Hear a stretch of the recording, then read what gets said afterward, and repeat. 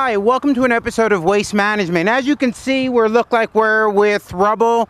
We're here 2 weeks after the Hurricane Irma hit, or should I say brazed the area. So what we're going to do out here, I actually have some students. We are going to walk around. We're going to appraise the situation, actually look at the trees, write one of the trees, and just see what we want to save, what we don't want to save, what tree species did better than others, palms, just relate the whole thing. Next time we'll do a show on pruning and what to do after the hurricane, tree care after the hurricane. Okay, let's start with basically, well, different tree species and how well they held up after the storm. Basically what you see here, a lot of it is location as opposed to tree species out here. The wind, well, first of all, no hurricane is like another hurricane. They're all different intensity, all different angles. So in the East Coast where we were lucky, I know, without air conditioning for a while, but hey, you live with that. But we were lucky that the storm didn't hit, and the damage we had is relatively minor compared to other areas like the Keys, Puerto Rico now. So with a lot of the trees, looking at them, you could actually see what we can straighten, what we don't have to straighten up, what we can leave, what we don't leave, what to prune, what not to prune, and all of that. Native trees do not matter. A matter of fact, some natives respond differently to storms. For example, one tree we do not have here, gumbo limbo. Gumbo limbo is a tree, very weak wood, related to balsa wood, very light wood. That tree is designed to blow apart in a storm. So basically they have a hurricane, the limbs are gonna fall apart all over the place, but the main trunk is there and it will grow from there, as compared to oaks. Oak trees, small leaves, very strong wood. They tend to hold up with the storm, just lose a few small branches. Since you brought that up with trees, interesting thing about trees, you have mature wood and you have juvenile wood. When you're talking about a tree, the oldest wood is juvenile. The youngest wood is mature. That's the reason why trees normally produce fruit on the outer limbs. The outer limbs mature wood. Why do you think a tree would have juvenile wood at the base? You are relatively young. Think of the difference between me healing and you healing. Who's going to heal more quickly? Exactly, juvenile.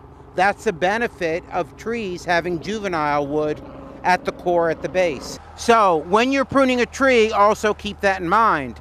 Oftentimes you don't want to cut all the way back to juvenile wood because of the growth you're going to get from there. And you'll actually see that happening.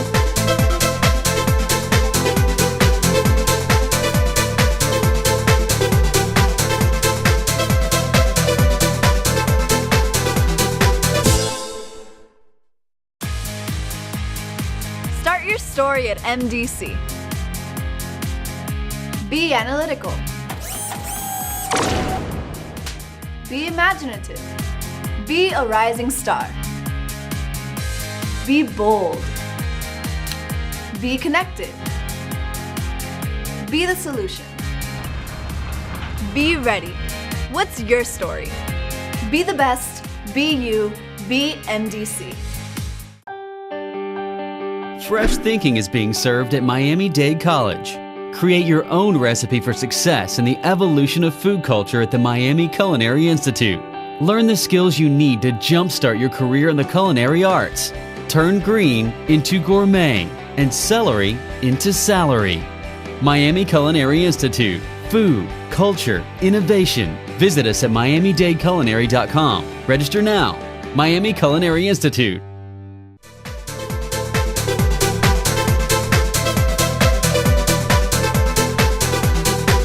Hi, we're here at one of the trees which happened to blow over. The winds were blowing out of the east, therefore all the trees are facing west, of course. Notice what happened. It just pulled up the root ball. Tree blew over. Tree looks great, doesn't it? I mean, it really does. It looks like, so it blew over. Now you have an option. Generally 3 options. One, do nothing. If you do nothing, the tree will be fine. The tree will grow. The tree will just have this angle, branches will grow up, roots will go down. Believe it or not, it'll be rather strong, even like this, and it'll be fine. If you want an interesting yard and you have room, not a problem at all. Option number 2, cut it down, remove it. This is an excellent time for you to actually appraise your yard. Appraise the trees you have in your yard. Look and say, hey, did I plant that in the right place? Is that tree giving me what I want? Is that tree what I wanted there? If not, take advantage of the storm. Actually remove it if you're not happy with it. We're happy with this tree. I'm hoping we can just save it. Option number 3. Option number 3 would be to right the tree. Later on, we're going to show you how to right a small tree. Something like this, you'll probably need equipment to do. Heavy machinery, as you could hear, they're working over there. Maybe we can get them over here later to actually straighten up a tree like that. But what you would do is basically rope, tie, get the tree straight, and then you have to stake the tree. Different ways, of course, you can stake a tree. One is, and I've seen people do this, and it's wrong. You get a pole, put it right next to the tree, you tie the trunk to the pole. That way, the tree does not bend in the wind. It's supported by that pole. Terrible idea. We go to the gym. Why? Yeah, stronger muscles, right? We lift weights. Can trees do that?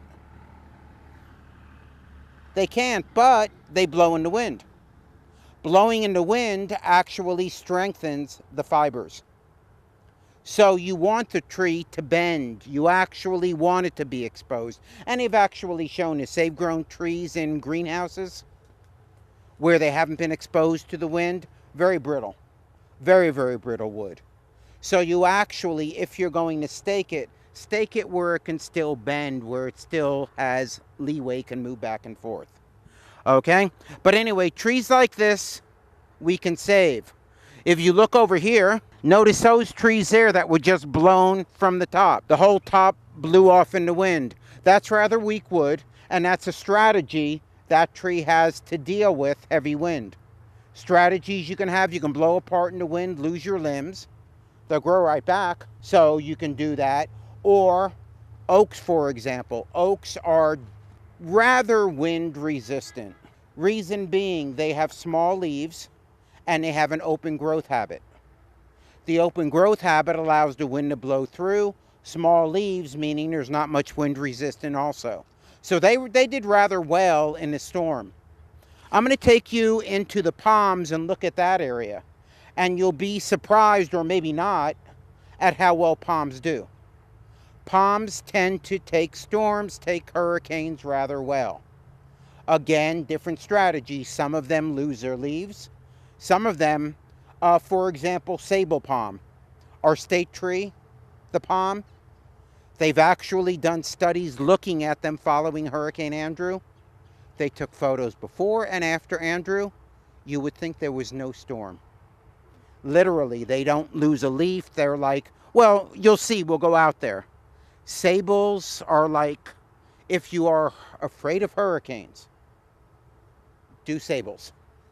There are about 20 different species out there. So you can have different, they look rather similar, but still, you can go for it. Okay, this tree, juvenile wood would be all this. Mature wood, basically, even out at the tips. Mature wood is where it flowers. And something you'll probably notice with a lot of the trees now.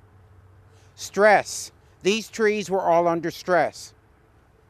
When you stress a living organism, they want to reproduce. Since these trees were stressed, you will notice they're going to bloom off season. They're going to flower a little more heavily, flower when they're not supposed to. And if you look around, you'll even notice, I think some of the trees I was looking, they've already started blooming. And it's a response to stress.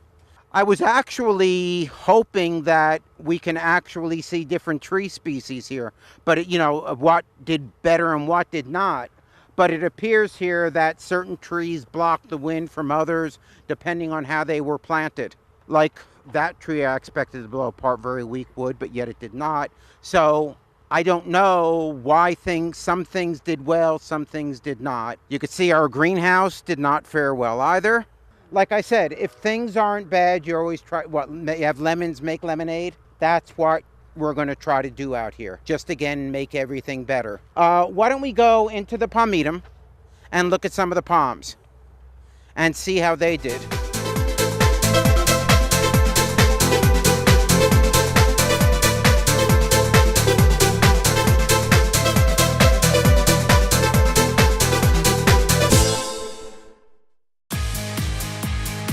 Start your story at MDC.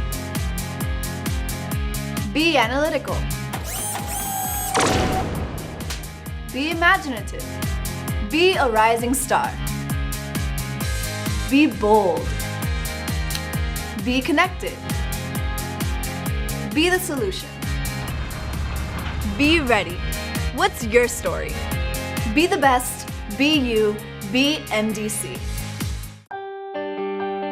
Fresh thinking is being served at Miami-Dade College. Create your own recipe for success in the evolution of food culture at the Miami Culinary Institute. Learn the skills you need to jumpstart your career in the culinary arts. Turn green into gourmet and celery into salary. Miami Culinary Institute. Food, culture, innovation. Visit us at miamidadeculinary.com. Register now. Miami Culinary Institute.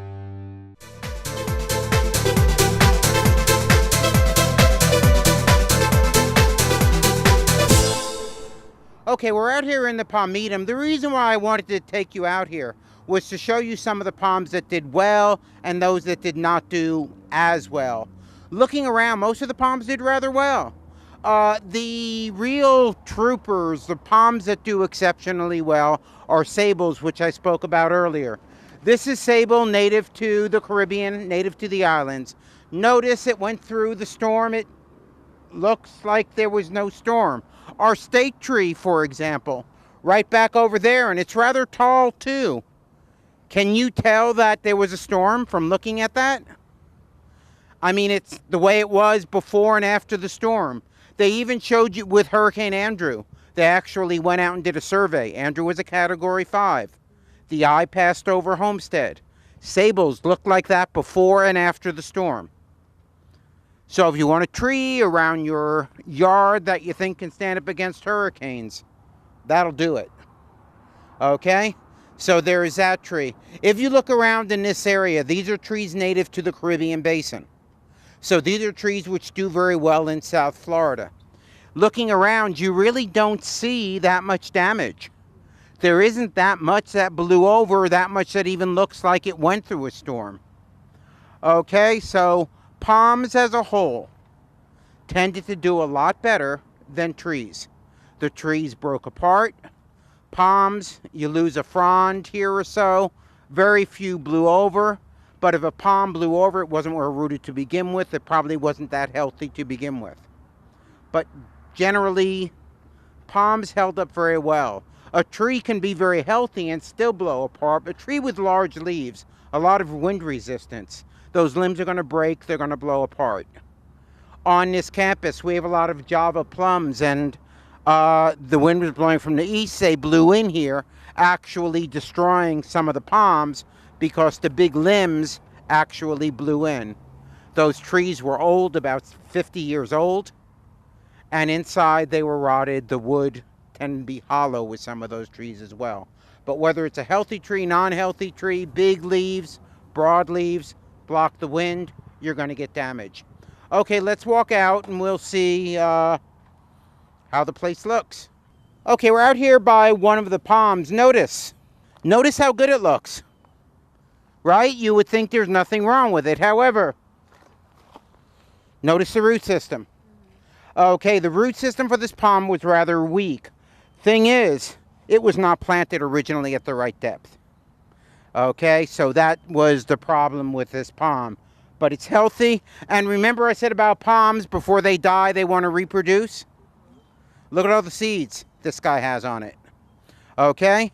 So was not all that healthy to begin with. The storm blew it over. We will write this up. We will tie it up. Hope for the best. Actually, it would be better if we even dug it up and planted a little deeper, but we're not going to do that. Dr. Ritter, what is the normal depth for a palm? The palm should be planted at the crown, basically where the roots originate from the palm. What they always say, the same depth that was growing in the pot from which you pulled it out of. A lot of palms, a lot of what they do with sable, as a matter of fact. The sable, our state tree, this guy over here, this is probably the cheapest palm you can get your hands on. You can get a palm this size, put in your yard for about $100. Installed. That's cheap for something this big. Let's suppose you buy a bunch of them. What they will do, since when you get them with no leaves, no roots. All you get is this stick. And you're supposed to plant it at the same depth that was growing in the wild. But what they do, if people want a nice line of them, they will plant them deeper, shallow, deeper, shallow. Sables can take it pretty much, but if you plant it a foot deeper than it was growing originally, it'll slowly die. So you want to plant it at the same depth it was growing originally. With hardwood trees, if you do that, you get bud rot, and it actually rots and the tree will die. So it's very important to plant the tree at the same depth it was growing originally. So again, that tree, let's see. Okay, then we have a palm here. If you notice the base, do you notice the adventitious roots tending to appear? This seems to happen with palms a lot when they're irrigated. When they're wet at the base, they tend to produce the adventitious roots and do this. There's a palm over here where you could actually see it starting. Notice over here the skirt it's developing? And there are roots underneath, adventitious roots that are going to grow out. They're prop roots. It'll help support the palm. Okay, so that's not abnormal. It's nothing to worry about. A matter of fact, it's what they do, so I'm assuming it's good. To show you all palms are not the panacea, not all palms do exceptionally well. Here we have a palm which obviously did not do well at all. This is a fishtail palm. Characteristic of fishtail palms is that they only live about 20 years anyway. Then they flower and die. This guy had already started flowering. They flower from the top down. When their last seeds are produced at the base, it dies. There are some that are clustering, some that are single. The single, you just lose the palm. The clustering keep producing new palms. This was actually clustering, but I don't know why it didn't start producing more shoots, but it did not. And you notice it was old, it was dying. I'm not at all upset about losing this guy. I would have rather start with a small one anyway. Then we have a palm here. You notice we were talking about the adventitious roots, water here. Very poor attachment, probably not planted at the right depth. And then we have the adventitious roots were starting, but no, not a chance. And you can see it was staked previously anyway, so. Anyway, the top looked good, but you notice how heavily it was flowering. It was like, I'm going, before I go, I want to reproduce. And that's what they do. Notice the coconuts in back. Look good, don't they? Yeah. But then again, they grow on the beach. And they're pretty standard that they get blown over in storms and people leave them and just allow them to grow up. That's why whenever you see a picture of the tropics, you always see a coconut horizontal and then growing up. It was knocked over in a storm. Leave it alone. It grew. And plants and trees like that, a matter of fact, I'm going to take you over to one that blew over in a storm about 2 years ago. And we didn't ride it, we left it. Anytime we have events here and we have children, that is their favorite tree for climbing. It's horizontal on an angle. So if you have kids and you want to enjoy the, you really don't have to straighten a tree if you don't want to. I mean, you can, and most people do, and also a lot of people are just going to cut down trees for the sake of cutting them down, simply because they didn't want that tree there anyway. And now's the time to do it. I mean, if you're going to do it, because Dade County does have an ordinance for tree removal. As far as I know, if there's a hurricane, you can say the storm did it, and you're good. I'm not saying do it, but I know people will. Okay, let's continue on our way out. I want to take you over to the other tree. Okay, here's an example of a tree that actually I like the tree. However, it's a tree I wouldn't save. Notice 3/4 of the root ball is out of the ground. While yes, you can cut it to a stump and it will come back up from the stump, I would much rather start with a small seedling or something here as opposed to trying to save this. So something that's like this, I would say get rid of, don't lose any sleep over it.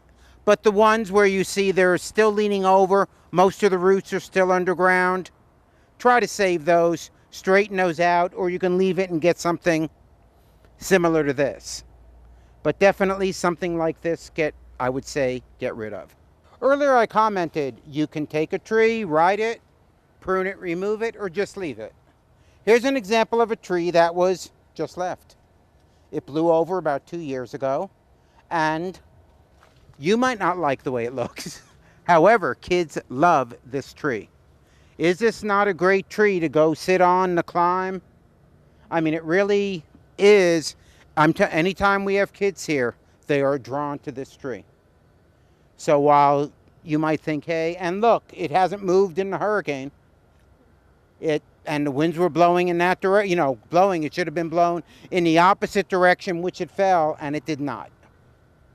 So, hey, shows you can leave a tree, you have enough space, go for it. Or actually, if you want to with this tree, and it really bothers you, that part, cut here, get rid of that. You now have a tree growing upright.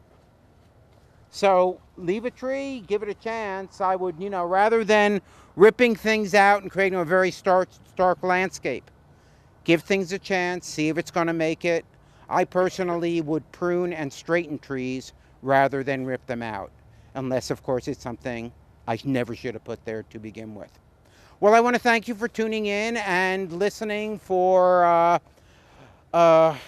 waste management. I hope this was helpful, or at least a little bit, going over some of the trees that made it, some of the trees that didn't do so well. And again, don't rip them out, leave them, give them a chance. And I want to thank you guys for coming also, and at least question. Thank you very much. Okay, so keep it green and take care.